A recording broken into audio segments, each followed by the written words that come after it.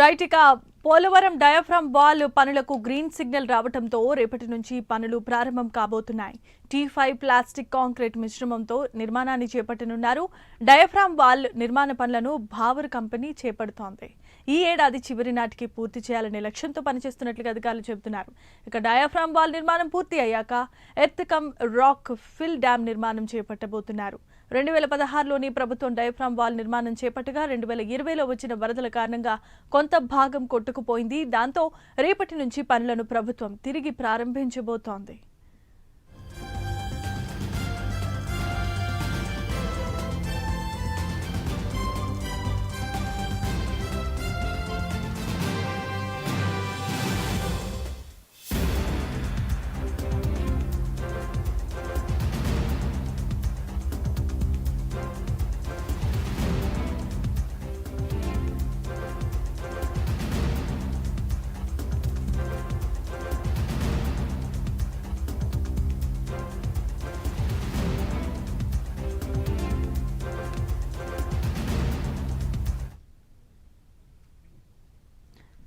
Visuals చూస్తున్నాం. Polavaram diaphragm wall పనులకు green signal రావడంతో రేపటి నుంచే ఈ పనులు చకచకా ప్రారంభం కాబోతున్నాయి. T5 ప్లాస్టిక్ కాంక్రీట్ మిశ్రమంతో నిర్మాణాన్ని చేపట్టబోతున్నారు.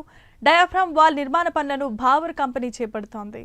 ఇక ఈ ఏడాది చివరి నాటికి పూర్తి చేయాలనే లక్ష్యంతో పనిచేస్తున్నట్లుగా అధికారులు చెబుతున్నారు.